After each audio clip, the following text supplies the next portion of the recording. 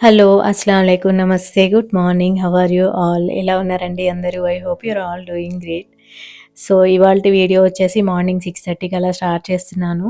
బయట నుంచి పాలు, బ్రెడ్ తీసుకొనొచ్చాను. ఆన్‌లైన్‌లో వచ్చాయి ఇవి.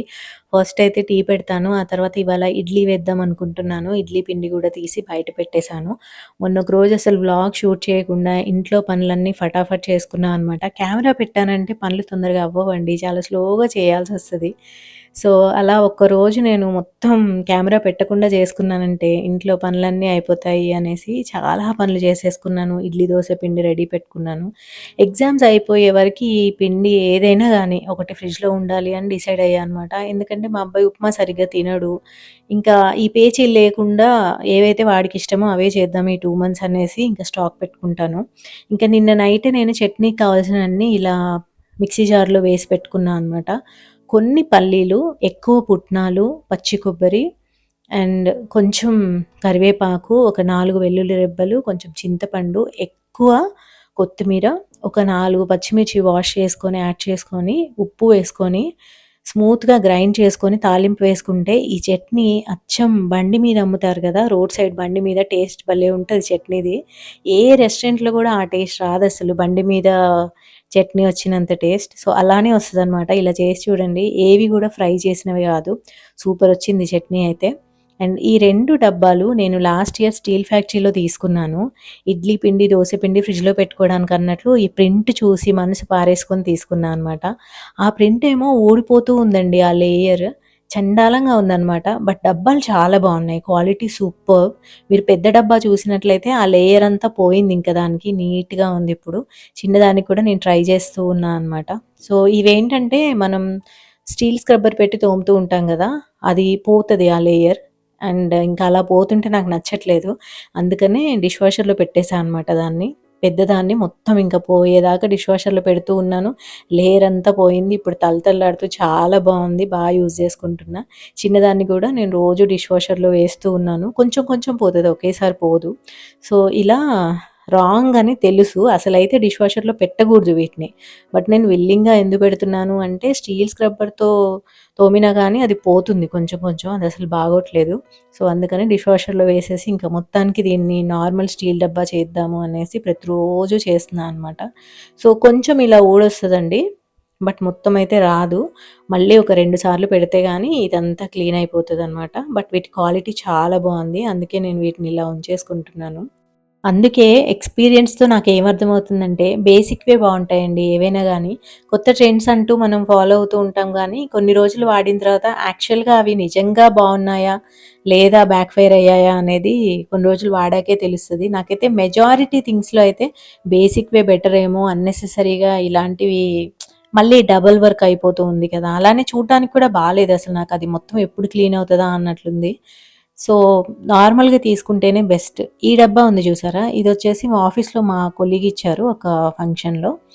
సో, ఇది నాకప్పుడు నచ్చింది. ఇప్పటికి కూడా ఎందుకు బావుందంటే దీంట్లో ఓన్లీ నేను బిస్కెట్స్ లాంటివి వేసి పెడతా అనమాట. దీన్ని ఎక్కువగా తోమడాలు, ఊరికే వాటర్ తగిలించడాలు అవేమి ఉండవు దీనికి. అందుకే ఇది ఇప్పటికి కూడా బానే సర్వైవ్ అవుతుంది. సో, ఇలా స్నాక్స్ వేసుకోవడానికి కానీ, లేదంటే ఇప్పుడు బియ్యం కానీ, ఆటా గానీ వేసి పెట్టుకోవడానికంటే ఓకే. అవి మనం రోజు రోజు తోమం గదా! బట్ ఇడ్లీ, దోస పిండి అంటే కంపల్సరీ తోమాల్సొస్తది. సో, అలా అయిపోయాయన్నమాట. పాడైపోయాయి.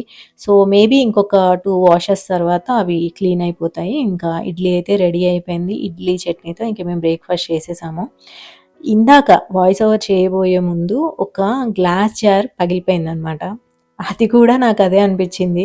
స్టీల్‌వి, ప్లాస్టిక్‌వి అయితే అసలు ఏ గొడవ ఉండదు. సరే ప్లాస్టిక్ అంటే ఇంకిప్పుడు హెల్త్ వైస్ వాడొద్దంటున్నారు. స్టీల్ అయితే ఏ గొడవ ఉండదు. అసలు జస్ట్ డిష్ వాషర్ అన్‌లోడ్ చేస్తున్నాను. ఇంకా మొత్తం కిచెన్ అంతా క్లోజ్ చేస్తున్నా అనమాట. తర్వాతొచ్చేసి వాయిస్ ఓవర్ చేద్దాము అనుకుంటూ ఉన్నాను. ఇట్లా పట్టుకున్నాను. ఎలా జారి పడిందో తెలీదు. ఇదే గ్లాస్ జార్. అదే అనుకున్నాను. పొద్దున్నే వీడియోలో చూపిచ్చాను అండ్ ఇప్పుడు పగిలిపోయింది అనేసి. ఇదే జార్ నేను ఐకియాలో తీసుకున్న లాంగ్ బ్యాక్. నిన్న నైట్ గోరుచిక్కుళ్ళు ఇలా బాయిల్ చేసేసి పెట్టేసుకున్నా అనమాట. తొందరగా అయిపోతది కర్రీ అనేసి. ఇది ఫ్రిడ్జ్‌లోంచి తీసి ఇప్పుడు బయట పెట్టుకున్నాను. అంతే పొద్దున తర్వాత వాష్ చేశాను. ఇందాక పగిలిపోయింది గూడా. ఏదైనా బేసిక్‌వే మంచిగా అనిపిస్తున్నాయండి. ఇవాళైతే లెసన్ మీద లెసన్ అనమాట నాకు.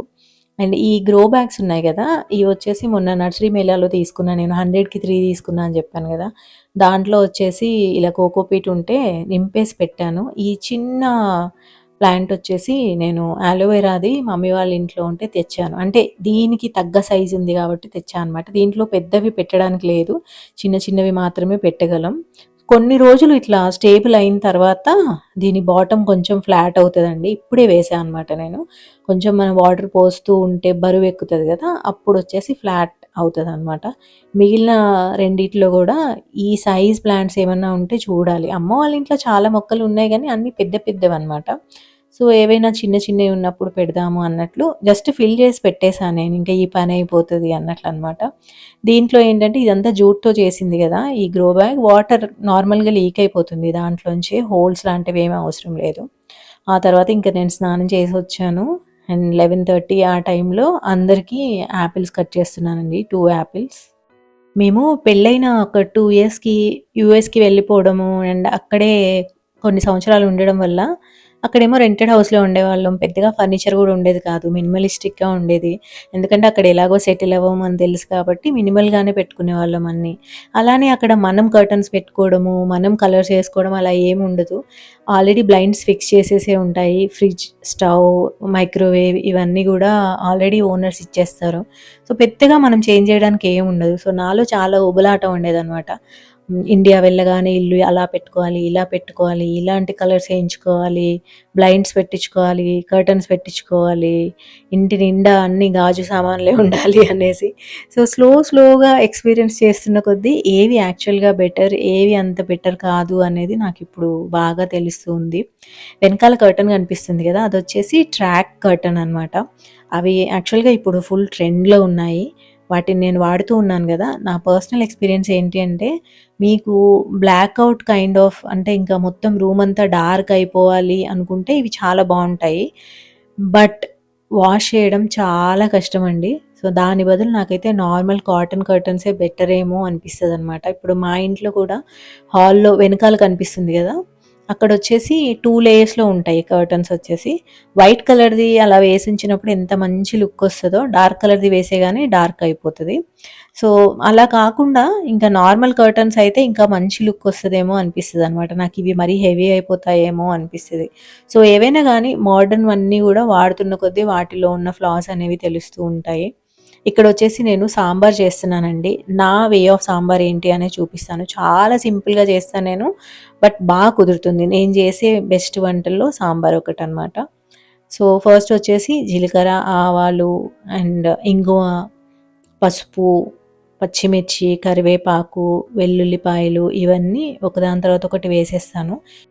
ఇవాళైతే మునక్కాయ సాంబార్ చేస్తున్నాను గానీ, మామూలుగా అయితే నేను సొరకాయ సాంబార్ చేస్తాను. అన్ని ముక్కలు కలిపి వేసేసి సాంబార్ చేస్తాను. ఒక్కోసారి ఎప్పుడైనా గానీ వెజిటబుల్స్‌కి వెళ్ళి రాగానే అలా మిక్స్డ్ సాంబార్ చేస్తాను. లేదంటే గుమ్మడికాయ సాంబార్ చేస్తాను. ఈ 4 అయితే నేను చేస్తూనే ఉంటాను. ఇవాళొచ్చేసి మునక్కాయ సాంబార్ అనమాట. నేను స్నానానికి వెళ్ళే ముందే మొత్తం కట్ చేసి పెట్టుకొని వెళ్తాను. నాకేంటో స్నానం చేసొచ్చిన తర్వాత ఉల్లిపాయలు కట్ చేయడం అంటే చిరాకనమాట. అలా కొన్ని వియర్డ్ హ్యాబిట్స్ ఉన్నాయి నాకు. అవి ఎందుకో గూడా తెలీదు. ఏ పనైనా చేస్తాను గానీ, ఉల్లిపాయ కట్ చేయాలి అంటే మాత్రం అబ్బా! అన్నట్లుగా ఉంటది. అండ్ ఇంకా ఈవినింగ్ వంట చేయడం అన్నా గానీ కొంచెం లేజీనెస్ ఒస్తదనమాట నాకు. మధ్యాహ్నం 4 కూరలు చేయమన్నా చేస్తాను. బట్ డిన్నర్ టైమ్‌కొచ్చేసరికే కొంచెం లేజీగా అనిపిస్తది. మొన్న ఒక వ్యూవర్ అడిగారు దీని గురించి. ఇది సిలికాన్ స్పాచులా అండి. వేడికి గూడా ఏమాత్రం పాడవదు. నేనసలు కొన్ని ఇయర్స్ నుంచి వాడుతున్నాను. చాలా బావుంటదనమాట. ఎస్పెషల్లీ ఏదైనా కర్రీలో మనం టొమాటోస్ వేసామనుకోండి, అవి మగ్గిన తర్వాత మ్యాష్ చేయడానికి చాలా ఈజీగా ఉంటది. గ్రేవీ చాలా బాగొస్తదనమాట. సో, గ్రేవీ కర్రీస్‌కి నేను దీన్ని వాడుతూ ఉంటాను. కొంచెం పట్టుకునే హ్యాండిల్ దగ్గర అది ప్లాస్టిక్ అనుకుంటా. అందుకనే అంటుకుపోయింది. జస్ట్ అలా నేను గిన్నె మీద వదిలేసాను అంటుకుపోయింది. బట్ దీని టాప్ మాత్రం సిలికాన్. చాలా బావుంటది. ఎంత వేడికైనా గానీ అసలేమీ కాదు. కేక్స్ కూడా చేసుకోవచ్చు దీనితోటి. నేనైతే కర్రీస్‌కి వాడుతూ ఉంటాను. గ్రేవీ కర్రీస్‌కి. మీరు అమెజాన్‌లో సిలికాన్ స్పాచులా అనేసి టైప్ చేయండి. ఇవి చాలా కనిపిస్తాయి. ఇది చాలా కామన్‌గానే దొరుకుతది. నేను గూడా అమెజాన్ నుంచే తీసుకున్నా అనుకుంటా. నా సాంబార్ ఎక్కువ కష్టపడకుండా చాలా ఈజీగా ఉంటదండి. వేయాలనుకున్న వెజిటబుల్స్ అన్నీ నూనెలో వేసేసి కొంచెం మగ్గిన తర్వాత అంటే ఒక 10-20% మగ్గిన తర్వాత ఇలా మ్యాష్ చేసుకున్న పప్పు యాడ్ చేసేస్తాను. ఆ తర్వాత దాంట్లో చింతపండు రసం అండ్ నార్మల్ వాటర్ ఈ 2 గూడా యాడ్ చేసేసుకుంటాను. వీటి క్వాంటిటీ అవన్నీ గూడా మనకెంత పులుపు గావాలి అన్న దాన్ని బట్టే ఉంటదనమాట. ఇంకా ఈ స్టేజ్‌లో దీంట్లో వేసుకోవాల్సిన మసాలాలన్నీ ఒకేసారి వేసేస్తాను. పసుపు ముందే వేసుకుంటాను తాలింపులో. ఎందుకంటే పచ్చి వాసన వస్తుంది అనేసి. మిగిలిన మసాలాలు ఉప్పు, కారం, ఇంకా ధనియాల పొడి, జీలకర్ర పొడి, సాంబార్ పౌడర్, ఇంకా జింజర్ గార్లిక్ పేస్ట్, బెల్లం ఇవన్నీ వేసేసుకుంటా అనమాట. ఈ సాంబార్ పౌడర్ వచ్చేసి వెల్లంకి ఫుడ్స్ వాళ్ళది. లేదంటే 777 కూడా వాడుతూ ఉంటాను. కొంచెం జింజర్ గార్లిక్ పేస్ట్, కొంచెం బెల్లం వేసేసి కలిపేసి ఇంకా ఒక 20 మినిట్స్ దాని మానాన దాన్ని వదిలేయాలండి. కొంచెం పచ్చి కరివేపాకు కూడా వేసుకోవాలి. అసలు మీకు కరివేపాకు చెట్టు ఉన్నట్లయితే అప్పటికప్పుడు కట్ చేసి వేయండి. ఎంత మంచి స్మెల్ వస్తుందో అసలు సాంబార్‌లో. తాలింపులోనూ వేయాలి, ఇలా పచ్చి కరివేపాకు కూడా వేయాలి. ఇంకా వదిలేసేయాలి అంతే. సిమ్‌లో వదిలేస్తే ఒక 20 మినిట్స్ మరుగుతుంది. మరిగితేనే మంచి టేస్ట్ వస్తది సాంబార్‌కి. ఇదొచ్చేసి లూలు మార్కెట్‌లో నేను ఈ డ్రైడ్ ఫిష్ తీసుకొచ్చానండి. మా అబ్బాయికి ఇలాంటి అడ్వెంచరస్ ఫుడ్స్ అంటే ఇష్టం. నేనసలు తినను ఎండు చేపలు. మా హస్బెండ్ గూడా తింటే ఒక పీస్ టేస్ట్ చేస్తారు. లేదంటే అసలు తినరు. మా ఇద్దరికి నాన్ వెజ్ అంతగా ఇష్టం ఉండదు. మా అబ్బాయికన్నట్లు తీసుకున్నా నేను. బట్ ఇవాళ ఫ్రై చేశా గానీ వాడికస్సలు నచ్చలేదు. నాకు తెలీదు ఎలా ఫ్రై చేయాలో. ఎప్పుడూ అత్తయ్యయినా చేస్తారు, లేదంటే అమ్మయినా చేస్తది గానీ నేనెప్పుడు చేయలేదు. జస్ట్ నార్మల్‌గా ఇలా పెనం మీద ఆయిల్ వేసేసి ఫ్రై చేశాను. కారం ఇంకా ధనియాల పొడి వేశానంతే. అయినా సరే ఎందుకో అంత టేస్టీగా లేదు అన్నాడనమాట. ఇంకేదన్నా డిఫరెంట్ మెథడ్ ఉంటే తప్పకుండా కామెంట్స్‌లో పెట్టండి. నెక్స్ట్ టైమ్ ట్రై చేస్తాను. ఇవాళొచ్చేసి 4, 5 పీసెసే చేశాను. ఇంకొన్నున్నాయి. సో, నెక్స్ట్ టైమ్ మళ్ళీ డిఫరెంట్‌గా ట్రై చేయాలి వాటిని. ఓన్లీ మా అబ్బాయి వరకే చేశా అనమాట. ఇంకా సాంబార్ మరగడం అయిపోయింది. కొత్తిమీర యాడ్ చేసేస్తున్నాను. ఇంక సాంబార్ డన్ అయిపోయినట్లే. గోరుచిక్కుడుకాయ ఫ్రై, రైస్, సాంబార్ ఇంకా 2 పూటలకి వి ఆర్ ఆల్ సెట్ అండి. ఇలా చేసిన రోజైతే నాకు చాలా రెస్ట్‌గా అనిపిస్తది. ఇంకా ఈవినింగ్ పని చేసే అవసరం లేదు అనేసి. నాకెప్పటినుంచో ఒక క్వెషన్ అడగాలి అనుందండి. ఒక డౌట్ అనమాట ఇంటీరియర్స్‌కి సంబంధించి. ఎవరైతే హాబ్ వాడుతున్నారో వాళ్ళు తప్పకుండా కామెంట్ చేయండి. అదేంటంటే ఇప్పుడు మనం ఒక కొత్త ఇల్లు కడుతున్నామనుకోండి, లేదా ఈ ఇంటిని రెనోవేట్ చేస్తున్నామనుకోండి, ఈ కిచెన్ స్లాబ్ మొత్తం కొత్తది వేస్తాం గదా! సో, హాబ్ పెట్టించుకోవాలి అంటే కిచెన్ స్లాబ్‌ని కట్ చేయించుకుంటాం. హాబ్ పెట్టించుకుంటాం. తర్వాత ఒక 4, 5 ఇయర్స్ తర్వాత ఆ గ్యాస్ హాబ్ పాడైపోయిందనుకోండి, కొత్తది పెట్టించుకోవాలి అంటే ఒకవేళ చిన్న హాబ్ కానీ, పెద్ద హాబ్ కానీ తీసుకున్నామనుకోండి వేరే కంపెనీది, కిచెన్ ప్లాట్‌ఫార్మ్‌ని ఇంకా కట్ చేయించుకోవాల్సొస్తది గదా! సో, ఆ సైజ్ ఎలా అకామిడేట్ చేసుకుంటాము అనేది నాకెప్పటినుంచో డౌట్. అందుకే నాకు గ్యాస్ హాబ్ కంటే గూడా టేబుల్ టాప్ లాంటి గ్యాస్ స్టవ్ తీసుకోవడమే బెటర్ అనిపిస్తది. మీలో ఎవరికైనా దాని గురించి నాలెడ్జ్ ఉంటే ప్లీజ్ కామెంట్ సెక్షన్‌లో పెట్టండి. నాకైతే తప్పకుండా యూజ్ అవుతుంది. అండ్ అలానే వేరే వ్యూవర్స్‌కి గూడా యూజ్ అవుతుంది. అండ్ ఇవాళొచ్చేసి నేను సోఫా క్లీన్ చేద్దాం అనుకుంటున్నాను. మీకు చూపిస్తాను రిక్లైనర్స్ ఎలా క్లీన్ చేసుకోవచ్చు, అలానే ఇలా లైట్ కలర్ సోఫాస్ ఎలా క్లీన్‌గా పెట్టుకోవచ్చు అనేసి. నార్మల్ పనితో పాటు అట్‌లీస్ట్ ఒక్కటైనా ఎక్స్‌ట్రా పని చేసుకుంటా నేను ఎవ్రీడే. అప్పుడే కొంచెం ఈజీగా ఉంటుంది ఇల్లు క్లీన్‌గా పెట్టుకోవడం. ఫస్ట్ అయితే ఈ కప్ హోల్డర్స్ తీసేసి వాషింగ్‌కి వేసేస్తున్నానండి. వీటిలో చాలా డస్ట్ పడుతూ ఉంటుందనమాట. ఏవేవో పెడుతూ ఉంటాం మేము. ఒక్కోసారి పెన్స్ పెట్టేస్తాము, ఒక్కోసారి చేంజ్ వేసేస్తూ ఉంటాము. చేతిలో ఏదుంటే అదనమాట. ఒక్కోసారి స్పెక్స్ పెట్టేస్తూ ఉంటాము.